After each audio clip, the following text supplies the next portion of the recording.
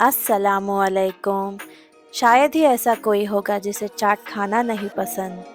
चाट का नाम सुनते ही मेरे मुंह में तो पानी आ जाता है। तो जल्दी से चलिए आज हम बनाएंगे मज़ेदार से चटपटी और ठंडी ठंडी दही पूरी।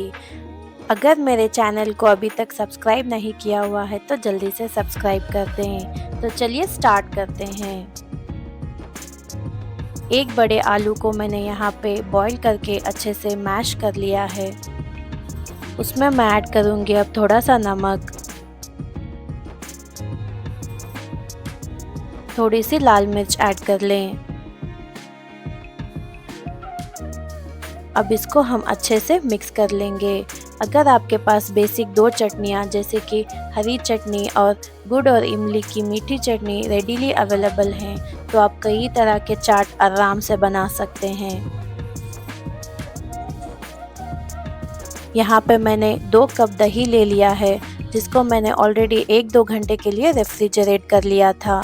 दही को अच्छे से विस्क कर लें और 2 बात का ध्यान रखें, दही एक तो थिक होनी चाहिए और दूसरी खट्टी नहीं होनी चाहिए। उसमें मैं अब नमक ऐड कर लूँगी। 1 टेबलस्पून शुगर ऐड कर लेंगे मिठास के लिए एंड 1/4 टीस्पून काला नमक ऐड कर दूँगी। अब इन तमाम चीज़ों को हम अच्छे से मिक्स कर लेंगे। अब ये दही हमारी बिल्कुल रेडी है। अब मैंने एक प्लेट में पूरियाँ ले ली है। अब हम दही पूरी को असेंबल कर लेंगे। आलू जो मैंने बॉईल कर लिया था उसको अब बारी बारी में सारी पूरियों में ऐसे ऐड कर लूँगी।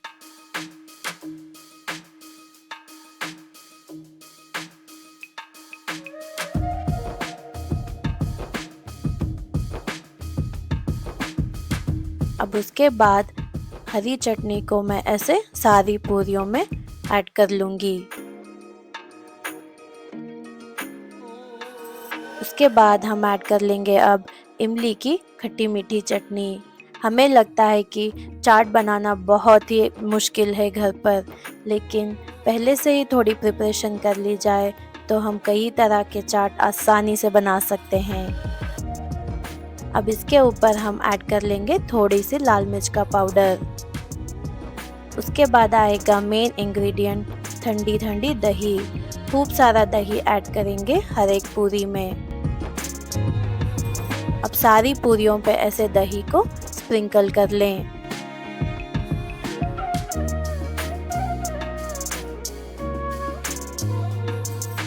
दही डालने के बाद अब इसके ऊपर मैं भुना हुआ ज़ीरा पाउडर ऐड करूँगी। ज़ीरा पाउडर का फ्लेवर बहुत ही मज़े का आता है इसमें। उसके बाद अब हम ऐड कर लेंगे फाइनली चॉप्ड अनियंस। अगर किसी को अनियंस का टेस्ट नहीं पसंद तो वो स्किप कर लें। अनियंस को ऐड करने के बाद अब हम इसमें ऐड करेंगे एक और लेयर हरी चटनी का। उसके बाद अब हम दही को स्प्रिंकल कर लेंगे। दही डालने के बाद एक और लेयर मैं यहाँ पे ऐड कर रही हूँ इमली की चटनी का।